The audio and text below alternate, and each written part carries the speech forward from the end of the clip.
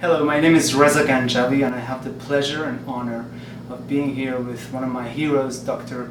Rupert Sheldrake, a biologist, a philosopher, a mystic, if I may say, a Renaissance man, and a gentleman, and a pioneer who's had the courage to expose the dogmas of science and philosophy and a materialistic way of looking at life. Dr. Sheldrake, thank you very much for this opportunity. I have a lot of questions and we have a very short time, so allow me to just jump from one question to another. Yes. In the old days, philosophy used to be combined with mysticism. Philosophers were also mystics, many of them at least. But now philosophy itself has become a specialized field. And as you know, scientists have also become highly specialized. Do you see, when they say somebody has a doctorate, a PhD, which is a philosophy doctorate, isn't there a little bit of a contradiction in terms here? I suppose so, but I mean, philosophy applies to science. In the 18th century, right into the 19th century, in England, the name for science wasn't science. That only became popular after about 1850. Before that, it was called natural philosophy, the philosophy of nature. And the main scientific society at Cambridge University is called the Cambridge Philosophical Society. So philosophy used to have a very wide range of meanings.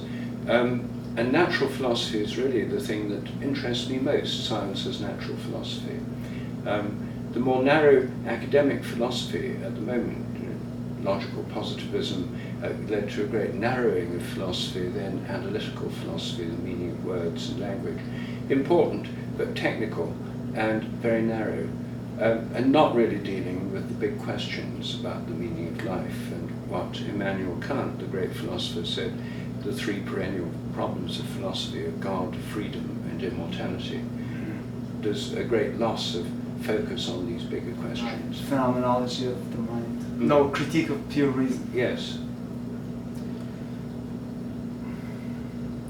And as a result, you're pointing out that science has almost taken a wrong path in some ways. That it's become dogmatic itself. That which is supposed to be against dogma has become dogmatic itself. And you expose this in your great book, which I've told many people, it's one of the best books I've read in a long time, called Science Set Free. With scientific dogmatism is that most scientists are philosophers without knowing it. The philosophy of materialism, which is a philosophy of nature, which says that all reality is material, is an assumption. It's a philosophical assumption. And then it leads to scientific consequences. So most scientists think they're being scientific when actually they're being philosophical. So I think the important thing is to break out of that narrow dogmatism and to arrive back at a more open view of nature. There's nothing in nature that tells us it's nothing but immaterial, it's nothing but unconscious matter. That's simply an assumption. If we take the view that we look at nature as nature is, then what we see is that plants and animals behave as if they have goals, or when a dog tries to reach a bone, it's moved towards a goal of reaching the bone. It's end directed. In the Middle Ages and in ancient Greece, and in much Arabic philosophy too, the idea was that nature is made up of ends, that things are not only pushed from behind, they're pulled from in front. Now animals and plants are moving towards ends or goals. Now in mechanistic science there's an attempt to say that's not the case, but actually it is the case, and what we have to do in science is to take that into account and find how we can understand it, how we can build a kind of science that allows for a pull from the future as well as a push from the past. The technical name, of course, is teleology, and this was banned in the 17th century from science, but scientists had to keep reinventing it. Now within dynamical mathematics, they have a concept for the ends or goals, which is the attractor. And all conscious life is to do with intentions or intentionality, which is to do with it being directed to ends or goals. We'll never understand that just in terms of causes pushing from the past.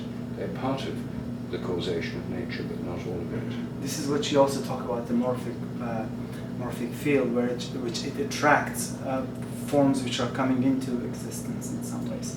That's right. I mean, as a seedling grows into a tree, it's pulled from the goal of a morphic attractor, which is the mature form of the tree. So I would say that the genes and the proteins and all the conventional biology is fine. That's fine as far as it goes, but it doesn't explain the way the form unfolds and the tree develops towards its goal.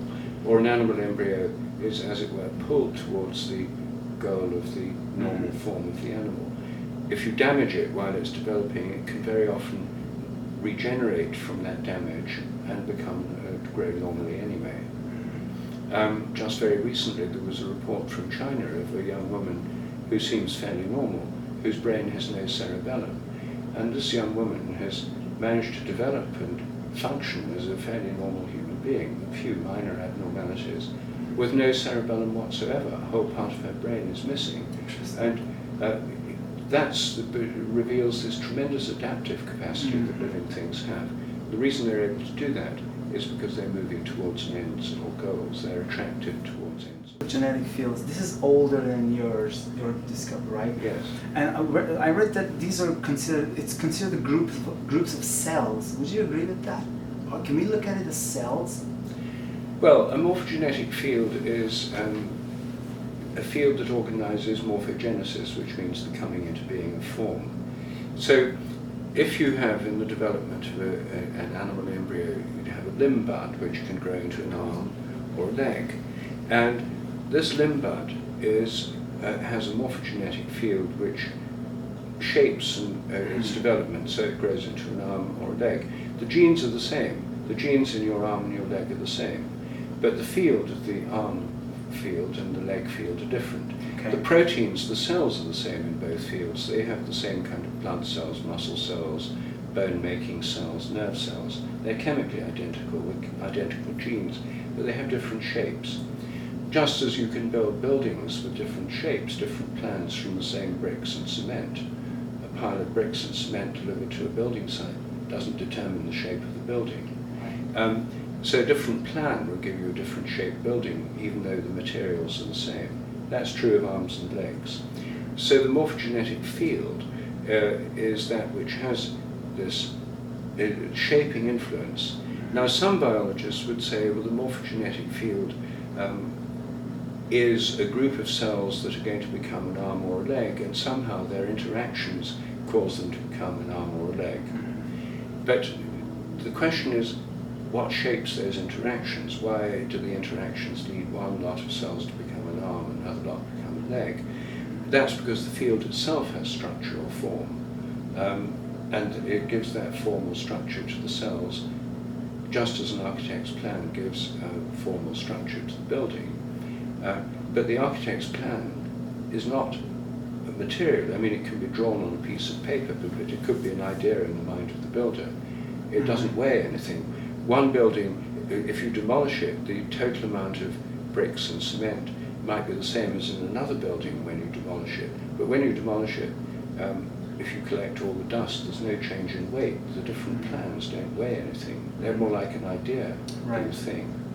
And that's what morphogenetic fields are like. They are in space and time. And Whitehead says that these are waves. You were referring somewhere that waves can't be instant. Does that mean like mathematically like discrete, whereas they're continuous? Is that the right? Do I understand this correctly? That they're kind of well. Whitehead's point was that in quantum theory says matter and light is made of waves. They're wave-like. The particles are wave-like. So they're both discrete packets of waves and waves. So they have a particulate nature, but they have a wave nature. Anything with a wave nature takes time, because a wave takes time to wave. You can't have an instantaneous wave. I mean, if you think about a wave on the sea, where it's easiest to see waves, imagine if you take a slice of a kind of fragment of a millimeter thick of a wave, then that doesn't tell you anything about the wavelength of the wave or the height of the wave. It just gives you a fragment, and the rest has disappeared. For a wave to have its characteristic frequency or wavelength, takes time for that to happen, Mm-hmm. and it takes space for it to happen. So you can't reduce anything that's wave-like to an instant in time and space. And that's really why the uncertainty principle in quantum mechanics tells us that you can't exactly localize particles or exactly know their momentum, because they're spread out in time and space. And they're moving. They're moving. And anything that's moving, and anything that has a wave-like nature and exists as a process in time, has a future pole and a past pole. Mm. It's directed in time from the past towards the future, or if you think of it the other way around, from the future towards the past. But it's a process in time. That's why Whitehead's philosophy of nature is called process philosophy, because it says matter's not stuff, it's a process. And people used to think matter was made of little billiard ball-like particles. Right. But this makes sense to you, right? Doesn't it? What, process philosophy? Yes, yes. I mean, what I'm doing is very much in tune That's what I thought, with his philosophy. It does make sense. Now, in terms of the morphic resonance itself, that memory, morphic resonance is the memory principle in nature, to quote yourself, that there's memory within nature, and it's its relationship in time.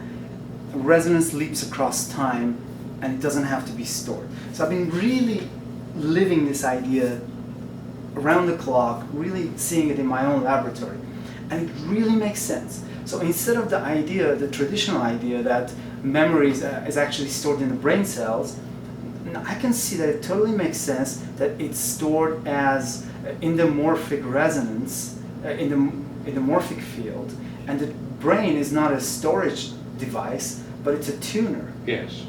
And this totally makes sense. Like last time I was trying to remember the name of a movie where my friend said, which one was it Krishnamurti? It was the Krishnamurti Indiana Jones. Couldn't remember it. But I really saw my brain go like this, like a radio, tune into that, and then pick it up in a way, without the need for a retrieval program, which you beautifully explained, which would need another program in a recursive way. Yes. Well, what's not so clear to me, or just to double check, is that when you say relationship in time, okay, the aspect of time I understand. When you say relationship, do you mean that? So what I came across was that an experience creates a wave in the morphic field. Is that fair to say? Well, not exactly. Or creates a resonance. It creates a resonance pattern. You see, any experience we have, like, say when I see your face, it sets up in my visual system a particular pattern of activity, in the retina of course, a particular pattern, and then nerves go up to the brain and there are particular patterns of activity. The brain detects colour, lines, angles, all sorts of things, but somehow these are all put together in my mind to give an image of your face in my mind. Now, when I'm looking at your face, there's a different pattern of activity in my brain than when I'm looking at someone else's face. Right. So next time I see you, then that same pattern of activity set up in my brain, set up by the sense organs, the eye is the pattern zone, and that resonates with the previous time that has happened, the previous time I've seen you. So the sensation is of recognition, I think, familiarity. I've seen this person before. Right. Then there's a kind of process of trying to recover the name. That's called recall rather than recognition. Recall is harder as a memory phenomenon than recognition. Recognition is simply a relationship across time. This has happened before. Okay. And recall is a more active process. I have to remember your name, Reza, and I know that I've heard it. I associate it with your face. It's more of an active process to lay down that memory and to recall it. When I see your face, it reminds me of your name, Reza. But recall is harder than recognition, which is much more automatic. Right, but it's still through the... it's still through morphic resonance, yes, and through a tuning process. Recognition happens very easily and is, the most basic form of memory. That's why it's very often easy to recognize people, but hard to remember their name. Is this also related, can you relate this to the habit versus episodic memory? It's almost along those lines, isn't it? Because you remember it quickly, it's kind of almost habitual. Well, yes, I mean, if you know someone well, then recognize them as a kind of habit. You've done it lots of times. I see. Habit memory is when you've remembered something lots of times. Mm-hmm. Say when I start riding a bicycle, and I resonate with all the times I've ridden a bicycle before. Right. Thousands of times. And everybody else has done it. And everyone else has done it, so there's a kind of general resonance with everyone else riding bicycles, and with my own riding the bicycle in the past. And all these, it resonates with every time I've ridden the bicycle in the past, so the details of each time are lost. There's a kind of superimposition of all these memories, a kind of blur, that all the common features are superimposed. It's a bit like a composite photograph, whereas you superimpose photographs of hundreds of people, and you get a kind of average face. Whereas episodic memory is remembering a particular time that you did something, and all the details. Like, if I visit a town for just once, so for example I've been to Tehran once in my life, and I have quite vivid memories of Tehran. But if I lived in Tehran all the time, then I would, each time, all those would get blurred together into a kind of composite memory of the city, where I'd no longer have an episodic memory. Like I was trying to remember and tell you where the slavery museum was, and I've been to so many countries that it was all blurry, but it was actually Liverpool, which I thought might have been. It's a really good museum. Thank you for that. How long does the morphic resonance last?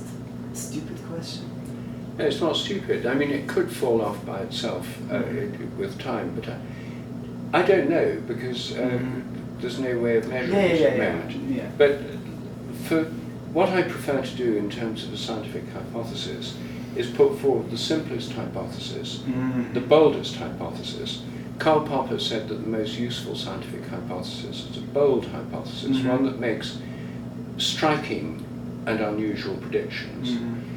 If you have a hypothesis as, well, it may have a little effect here, but it would interact with hundreds of things there, you end up with something that's vague and not very clear. With morphic resonance, the boldest, simplest hypothesis is that it doesn't fall off with space and time. That the whole of the past is potentially present everywhere. That's another way of putting it.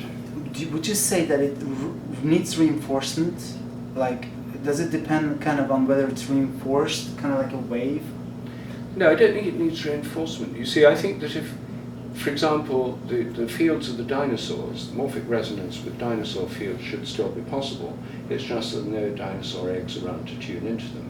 But if you actually, by genetic engineering, as in the film Jurassic Park, could create a kind of dinosaur egg, then it might tune into the fields of the dinosaurs, and you might really get a dinosaur. And Hollywood might be a dangerous place. Well, Hollywood would become a very dangerous place if their fantasies came true.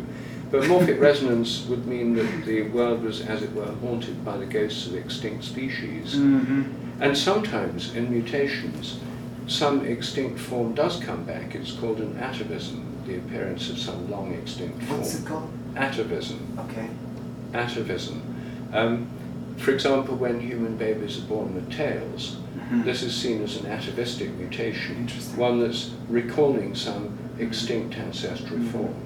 Some human babies are born with tails. Normally they're removed surgically to avoid embarrassment. Sorry, just for the sake of time, there was a video you did with Dr. Chopra where you were saying that that's not stored. It doesn't mean that it's stored in the brain, but maybe it has, and then he spoke and you didn't finish your sentence. So maybe it's not, maybe it's, is there a possibility that it is actually, there's some storage in the brain, just like there's storage in the body, it appears, when there's a trauma? Well, I don't think it's stored in the brain or the body, the memory. I think the body tunes into it, and the brain tunes into it. For example, you may have a trauma in some particular part of the body, and it may be somebody massaging or manipulating that part of the body could re-evoke the memory. But that might simply be because they're tuning the body into the memory. It doesn't prove it's stored there. Okay. So I don't think it's right to think of morphic resonance as a storage period, because storage implies a place. Right. And as various philosophers, including Henri Bergson, have pointed out, time is not space, and we tend to think of time in terms of spatial metaphors, but these are only metaphors for time. And time has a kind of flow, but when we say that a year is 1/10 as far away as 10 years, we're making a kind of spatial metaphor of time, like on a graph. It's on a graph. But as far as morphic resonance is concerned, if it doesn't fall off with space or time, it might be just as strong after 10 years as after 1 year. Or a billion. Or after a billion years. Yeah, got it, thanks. In terms of scientific method, psychology, to me at least, seems to be a very elementary science, because they're trying to prove some things using scientific method, which is very difficult. You and I can see the same thing in ourselves, and maybe we're looking at the same thing. But do you have any comments in general about scientific method? Do you see that scientific method itself needs to evolve? Well, I think the scientific method in its most general sense is putting forward hypotheses and testing them, and working with empirical data. I don't think there's any problem with that kind of scientific method. It involves critical discussion as well, that's another part of it. There are certain assumptions that science makes at the moment, that the laws of nature are the same at all times and in all places. Now, I think that assumption is not true. I think the laws of nature are not laws. I think they're habits that evolve. Therefore, if I train rats to learn a new trick in one place, say in Los Angeles, then rats all over the world should learn the same trick quicker. That means if someone tries to repeat this experiment somewhere else years later, instead of their rats learning slowly like the rats did in Los Angeles at first, they might start much quicker because of these experiments that have been done in the past. Now, it doesn't mean science is impossible, because the idea that things should be repeatable exactly the same anywhere in any place is based on another assumption, that the laws of nature are the same at all times and in all places. If the laws of nature evolve, then we'd expect experiments not always to be repeatable, because they depend on what's happened before. If something's happened billions of times before, like water boiling or salt crystallizing, then you'd arrive at a state where things happen much the same way every time. The habits are so deeply, they're such deep grooves of habit that things don't change in time. But new phenomena would show the morphic resonance effect until they settle down into deep grooves of habit. This reminds me of the propensity fields also, in terms of, and I think, is it the same thing that the Easterns call samskara, perhaps? The habits of nature? Yes, I mean the idea of morphic resonance, the idea of habits of nature is very similar to in Hindu and Buddhist philosophy. The idea that there's a karmic influence from past actions that works across space and time. The idea there's a kind of memory in nature is not at all shocking to Hindus or Buddhists. Their whole philosophy is based on it. In Western philosophy, on the whole, there's been the assumption that nature is governed by timeless laws outside space and time, and there's no memory in nature. Instead, nature is governed by a kind of mind outside nature.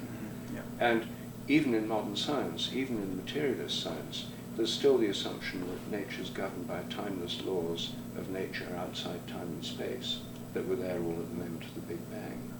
And that's a hangover from a previous theology and metaphysics in the West that's now become a kind of unconscious assumption. Well, it's a conscious assumption, but the reasons for it have been forgotten, that it was a theological and philosophical argument based on Plato and St. Augustine and so on. But in Eastern philosophy, the major difference from Western philosophy is that there's memory in nature. So what I'm saying is much more in accordance with Hindu and Buddhist philosophy. There is some positive things to the Western side which led to the development of technology, I would say, because I think it's got this attitude that nature is for man, versus Lao Tzu and many others tune into that immense power of nature, which is far bigger than man. So there are some positives, but I think the answer is in balance. Oh yes, I'm not saying Western science is bad. I'm a Western scientist myself, and I spent my whole career as a scientist. I'm in favour of it. But there are certain ideological limitations or assumptions that are limiting. And it may be that unless people had taken this very oversimplified mechanistic view of nature, the Industrial Revolution, as we know it, would not have happened in the same kind of way. On the other hand, it might mean that runaway climate change and the exhaustion of the world's resources might not have happened in the same way either. So it may, although Western science in the short run was highly successful in developing technology and science and growth of economies, in the long run it could even prove fatal to humanity. And Lao Tzu's more balanced view of living in harmony with nature might actually, in the long run, be a better philosophy for long-term survival. One of the fascinating things that I learned from you over the weekend in the workshop, you were talking about that in fact there could be minds to galaxies. The sun could have a mind, could think even. But we can also take this further and say it might even love. Because love also seems to be a very powerful, I don't want to call it thing, but a phenomenon. Yes. Which is very positive, very present, it embraces everything. So, and you were talking about maybe galaxies of minds, and then in terms of your work in telepathy, you were mentioning that maybe there could even be telepathic communication with bigger forms of consciousness. Yes. Theoretically. Well, any telepathy in the human realm and in the animal realm is mainly to do with the transfer of feelings. That's what telepathy literally means. Tele, distant, pathy, feeling. Right. And it's a direct connection. And the reason I brought it up in relation to galaxies is that if there's a consciousness in nature of stars and galaxies, if they're going to communicate with each other, then if they do it at the speed of light, a galaxy is 1 billion light years away. It would take 1 billion years to send a message to another galaxy, and if they reply straight away, it would take another 1 billion years to get the message back. So it would take 2 billion years for a galaxy 1 billion years light apart to communicate with another one. Now, if the speed of thought is faster than the speed of light, if there was a kind of telepathic communication, it might be much more instantaneous.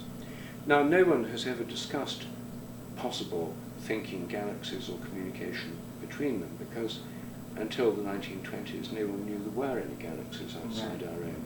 And telepathy is not on the scientific agenda and very strongly, and if it is, it's confined to people and to animals. So this is going way beyond anything that's definitely known. Krishnamurti and Bohm agreed that thought is a material process. Would you say that thought is a material process? No, I wouldn't, unless you define matter as something that can have thought. Well, Kay was saying that memory, I think he was taking a materialistic view, my understanding that memory is actually stored in brain cells. But actually, every time we think, there is this neurotransmissions going on. So in a way, it is a material. It's the tuning of the radio. I think you even mentioned yourself about the electromagnetic. Brain is yes. Well, the thing is, it depends. We don't know how much thought depends on the brain. We know what the brain's involved in is controlling the body and receiving information from the senses.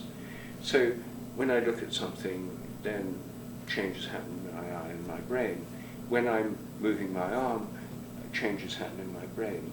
If I'm thinking abstract thoughts, all we know is that certain patterns of brain activity are going on, alpha rhythms or something. We don't actually have information that every detail of the thought is happening in the brain. And Bohm really thought that working on the brain, there were a series of what he called implicate orders, which were of increasing levels of subtlety, which were not themselves material.